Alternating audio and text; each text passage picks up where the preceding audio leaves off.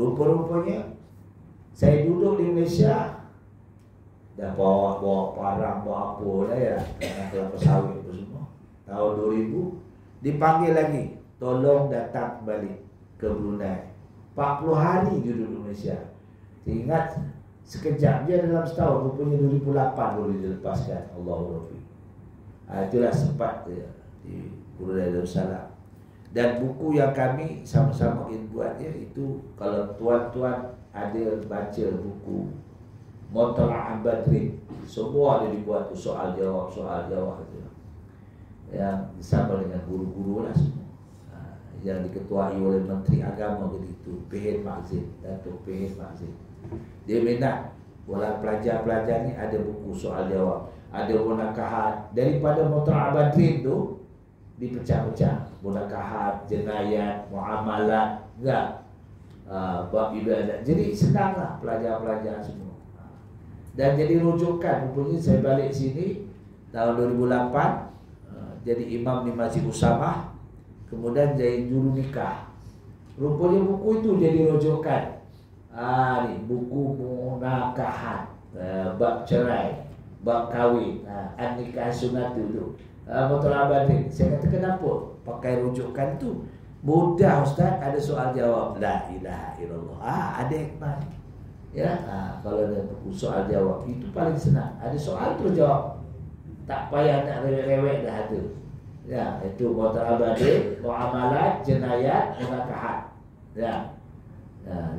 Dan bab ibadah semua ada. Baik, dalam Mutala' Badrin, tuan-tuan nak baca Mutala' Badrin pening kepala kecil dan bahasa lama. Nah, sekarang dah dimelayukan ada 3 jilid. 3 jilid dah besar-besar dimelayukan. Ada. Saya ada juga, saya pun beli.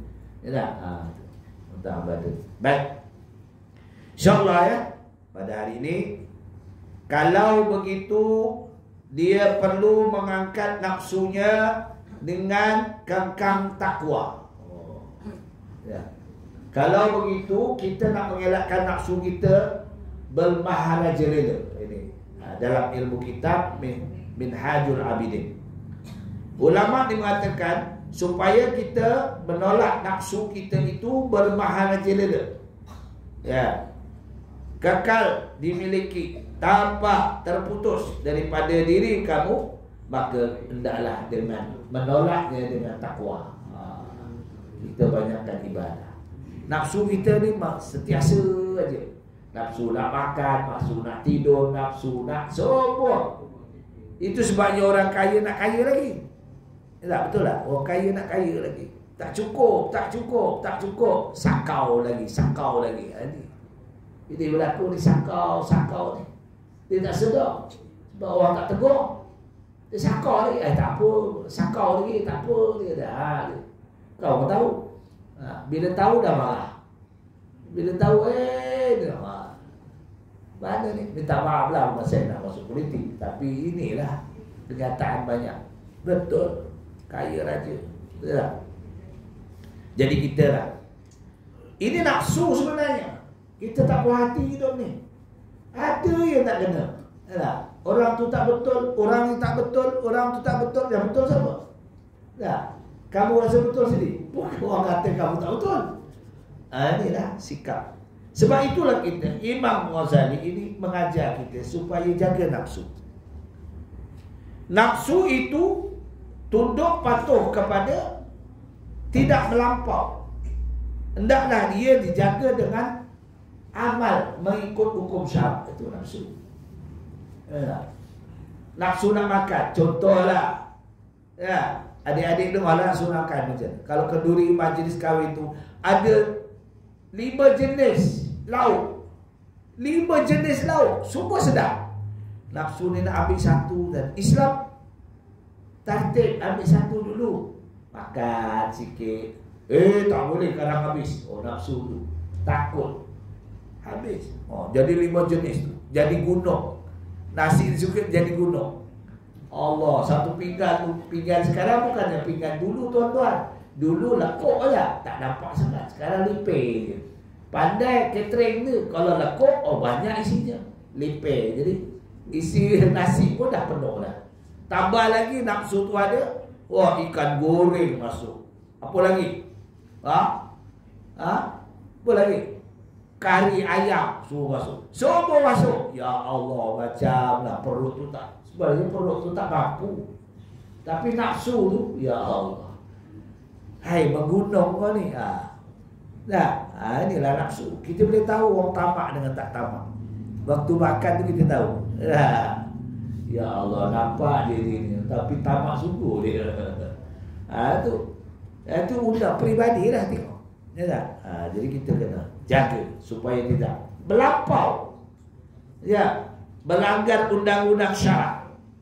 Seterusnya dia perlu menggunakan nafsu itu pada melakukan perkara-perkara yang mendatangkan kebaikan, kata Al-Imam Ghazali. Dan perkara-perkara yang boleh mendapatkan petunjuk hidayah daripada Allah. Bagaimana? Ni. Di samping mencegah nafsu daripada melakukan perkara-perkara yang membawa kepada kebinasaan dan kerosakan. Betul? Nafsu ni ya Allah. Betul tak? Otomatik lah. Macam kamu naik basikal ya lah. Adik-adik kan naik basikal. Tiba-tiba orang potong kamu. Kau potong aku ya. Wah, kamu pecut lagi. Itu nafsu. Tak ada hati kamu. Alah biarlah. Dia nak laju biarlah. Mungkin cepat nak buang air ke. Tak. Kita kena berfikiran macam itu. Husnul khatimah. Sangka yang baik. Tak. Bila tu orang potong. Potong laju. Mungkin dia anak ni isteri nak beranak kot. Jadi kita astagfirullahaladzim. Jadi kita dia laju tu mungkin emergency, isteri nak beranak kot, ataupun dia nak terbuang air ke, nak cari tandas saja. Jadi kita sangka baik. Jangan salah kau kau potong aku lagi besar kereta, kejar kan. Itu yang jadi kejar di jalan raya lah tu. Betul. Kerana nafsu tu tak boleh dibendung. Istighfar banyak. Astagfirullahaladzim. Astagfirullahaladzim. Ini nafsu. Ya. Kalau begitu kata ulama ini, sekarang mulailah meratasi akobah penghalang ini. Apa dia akobah? Di samping memohon pertolongan Allah Azza wa Jalla, zikrullah di atasnya. Yang demikian supaya mencapai kejayaan. Berzikir. Bila kita tengok orang tu, astagfirullahaladzim, rezeki dia. Bila dia potong marah kat kita, astagfirullahaladzim. Zikr. Berzikrillah. Dengan zikir ni yang membuatkan hati kita. Tetapi tatkala dia selesai meratasi akobah penghalang tadi, lantas dia kembali kepada qasad hatinya. Hendaklah mengerjakan ibadah. Astagfirullahaladzim. Ya, dengan inilah. Sebab ini kita yang nak depend kita, kehidupan kita, ibadah aja tuan-tuan, muslim sebab. Apa caranya? Kita ni kena betul-betul merendah diri kepada Allah Ta'ala. Kenapa kita sembahyang itu, kita sujud, kita rokok. Bila kita sujud, kita tengok ibu jari kita, jari kaki. Kita tengok ke bumi. Kita jadi orang yang tawaduk, merendah diri. Betul tuan-tuan. Bila kita rukuk, ya, Allahumma inna nas'aluka taqabbal bisolatika wa qiyamika wa ruku'ika wa sujudika wa ta'abudana. Ini minta pada Allah. Sentiasa kita merendah diri kepada Allah. Bila kita rukuk, kita tengok kaki kita. Muslimat tak tengoklah kaki, sebab dia pakai telekuk lah. Ni kita lelaki ni tengok kaki, ada ibu jari, tak sama kaki kita kan. Ada ibu jari, ada jari hantu, ada jari semua ni. Ada 5 jari kita tengok. Ada yang pendek, ada yang bengkok, ada macam-macam pisau kaki kita. Ya Allah, Allah jadikan kaki ni. Itu sebab kena jaga kaki kita. Bila kaki kita sihat, sembahyang pun sukses bagus. Betul tak? Bila kaki tak sihat, ya Allah, sembahyang bengkok sana, bengkok sini, sebab kaki tak sihat. Ya. Itu saya baca dalam Al-Quran kan. Wa idza maridtu fawayashfin wa idza batastum jabbarin. Bismillahilladzi la yadur ma'asih syai'un fil ardi wa la fis samai wa huwas samiul alim. Itu azimat. Itu azimat yang dituliskan oleh Allah SWT dalam Al-Quran. Nah, Rabbana qsim 'annal 'adzab inna mu'minun. Lindungilah kami semua daripada azab-Mu ya Allah. Pada kami orang-orang yang beriman. Minta pada Allah Ta'ala. Sebab itulah kita minta pada Allah, jauhkan semuanya. Tetapi tiba-tiba datang gangguan-gangguan, rintangan yang merintangi diri daripada beribadah. Apa sebabnya? Maka gangguan-gangguan, rintangan itu membimbangkan hatinya untuk menumpu sepenuhnya kepada maksud ibadah. Itu yang kita, ya, yang ganggu kita ni ya Allah. Betul tuan-tuan, kita dalam sembahyang Allah, bila kita rukuk angan-angan banyak, ya, macam mana kita nak angan-angan, nak ngelakkan angan-angan ni payah, ya. Sebab tu untung orang solat berjemaah tu. Contoh, dalam satu saf baris tu, bila kita kata i'tadilu sawu sufufakum, rapatkan saf-saf kamu. I'tadilu, bersifat adillah dengan saf kamu. Iqamus shalah, dirikan sembahyang. Rahimakumullah, mendapat rahmat Allah. Makna kasih sayang Allah. Kita nak kasih sayang Allah supaya kita sentiasa mendapat rahmat, kasih sayang Allah. Kita minta, bila kita dapat kasih sayang Allah ini sentiasa ada aja, Allah bagikan rahmat kepada kita, ya, dalam hidup. Semalam sahabat saya, dia sakit dah lama. Alhamdulillah, hari raya saya dapat, sebelum bulan puasa dia WhatsApp kepada saya, Ustaz, datanglah ke Brunei, tengok saya ni sakit. Allah, kawan-kawan ramai dah sakit, ada yang meninggal. Saya pun berpakat dengan, ya, keluarga saya, jom kita ke Sabah, ke rumah anak saya, terus kita ke Brunei. Naik dari Sabah ke Brunei 5 jam jugalah, ya. Jalan Brunei begitulah. Ada jalan ni, jalan apa? Jalan Sabah. 30 tahun saya meninggalkan, tapi jalannya macam itulah. Apa sebab? Sebab duitnya disakau. Jalannya berodak. Nah, baru ni jalan nampak je elok sikit. Pak Agong tak lalu situ nak kereta. Biasalah. Agong lalu situ dari Sabah terus ke Brunei, terus ke Sarawak. Naik kereta sendiri, dia drive. Hebat Agong kita. Betul tuan-tuan. Ini Agong yang hebat ni. Berapa PM dia menghadapi sakit kepala dia. Betul. Pertama dia menyantuni rakyat ni. Tengok hari kemerdekaan, tengok, tak pernah jadi macam ni. Inilah, ya, orang yang bagus. Yalah, isterinya minat. Kalau puan-puan pandai masak, bagi tahu kat isteri dia. Raja isteri apa ni, permaisuri tu. Oh, dia suka. Dia memang minat masak. Tak percaya, bagi tahu dia. Tuanku, saya pada masak apa. Yang dia tak belajar lagi lah. Dia akan belajar puan tu. InsyaAllah naik nama puan tu. Ni, dia minat masak, betul. Ya, dia menyantuni. Sebab saya tahu dari begitu Agong baik, ya. Kita dapat raja yang baik, untung, alhamdulillah.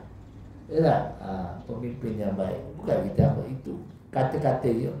Sebab ini nak menyantuni PM sakit kepala juga, satu sakit kepala, oi. Kita tak menghadapi, kita tak tahu. Dia menghadapi, terpaksa dia. Ya, bukan apa, terpaksa semua kumpul raja-raja, ya, bermesyuarat dulu. Ni baik. Sebab inilah dinamakan nafsu ni. Kalau dia kerana Allah, insya-Allah, ya tak? Biasalah, ya. Di samping itu, ianya juga akan menyekat dirinya daripada mencurahkan tumpuan sepenuhnya kepada tujuan ibadah. Sebab itulah menurut sebagaimana yang diwajarkan, ya, oleh pengarang kitab ini, Al-Imam Ghazali, Dia terus meneliti, berfikir. Tiba-tiba kemudiannya dia mendapati ada 4 gangguan, rintangan, iaitu 4 rintangan. Pertama, rezeki. Rezeki yang dituntut oleh dirinya, yakni hati kecilnya, membisikkan kata-kata gangguan. Tidak dapat tiada aku mesti mempunyai rezeki dan kekuatan yang membina tubuh badanku, sedangkan aku sudah meninggalkan dunia dan juga aku telah mengasingkan diriku daripada makhluk manusia. Maka daripada mana aku akan memperolehi kekuatan dan rezekiku? Memikirkan di sembahyang macam mana. Aku tak kaya-kaya. Orang lain tu boleh kaya. Macam mana aku tak kaya-kaya? Yalah. Inilah sebabnya kita tidak ada sifat qanaah, sifat kesederhanaan. Ya, kita nak hidup ni cukup makan dah, alhamdulillah. Bukan tak boleh cari rezeki yang lebih, tetapi janganlah rezeki yang menyakau. Yang usaha betul-betul kerja. Betul, saya tengok orang luar yang ada kat sini kerja berpeluh sungguh tuan-tuan. Yang sapu hari-hari menyapu tu tiap pagi. Daun memanglah gugur tiap malam kena angin. Hari-hari menyapu ni. Daripada Indonesia, yang korek-korek longkang daripada Bangla, daripada Myanmar. Betul-betul. Bagi kat kita. Ya. Kalau bagi kat kita ni, kerja mungkin rehatnya lama daripada kerja. Ini berlaku. Sebab itulah, ya, bukan kita nak nyalahkan. Kita ni dah senang betul, minta maaf lah. Ya, senang. Kita ni sifat qanaah tu yang kita nak qanaah ni macam mana?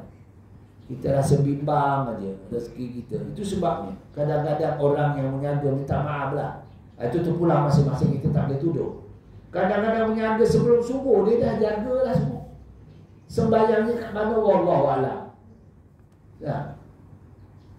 Sampai ketua dia macam itu juga. Kita ni biarlah ibadah jangan tinggal, solat jangan tinggal. Itu selagi kita tak mati. Sembahyang ni sebab itu tak ada qada lelaki. Perempuan pun tak ada qada. Tak ada. Kecuali bagi perempuan ada istimewa kerana uzur syar'i, disebabkan nifas, bersalin ataupun haid. Kalau yang usia macam kita, mana ada nifas lagi? Ada ke? Ada ke bersalin lagi umur 60, 70? Itu 80 itu isteri saya Nabi Ibrahim, itu lain. Kita ni bukan isteri Nabi Ibrahim. Ada ke? Mana ada istilah qada lagi? Tak ada qada. Ini buat senang je, sembahyang pun tak tahu je, riadin je, dia tak sembahyang. Nah, sembahyang ini selagi tak mati. Tak boleh sembahyang dengan berdiri, duduk, tak boleh duduk berbaring, tak boleh berbaring guna mata. Selagi tak mati, sembahyang ni dituntut. Sebab itu Allah perintahkan dalam hadis 40 matan arba'in, ya. Dia kata, aku diperintah oleh Allah Ta'ala untuk memerangi orang-orang musyrikin. Ada 3 sebab. Pertama, dia tidak syahadah kepada Allah. Dia sembah lain daripada Allah. Itu sebab. Kedua, kerana dia tak solat. Dia tidak menyembah sembahyang. Yang ketiga, tidak keluar zakat. Itu sebabnya setelah wafat Rasulullah SAW, ramai orang-orang yang murtad, keluar Islam kerana tak mau keluar zakat. Itu wajib diperangi. Jadi zakat ni pun fardu ain, tak boleh tidak. Ya. Simpanan lebih daripada 20,000, maka wajib keluarkan zakat. Berapa lah? Kalau payah nak jumpa PBZ, berapa zakat saya? Berapa simpanan tuan? Simpanan saya ada 20,000. Wajib zakat. Cukup dia nisabnya, bilangannya. Cukup tak setahun? Cukup setahun. Keluar zakat. Ini. Dia tek sekejap. Di zakatnya. Terpulang dengan tuan. Nak bayar kat kami? Boleh. Nak bayar kat siapa-siapa rasa tuan nak bayar? Boleh. Baru ini saya mengajar untuk muslimat di Senawang, Negeri Sembilan. Ramai muslimat, kelas untuk muslimat ini selalu kelas duha lah. Ramai sebab taman saya itu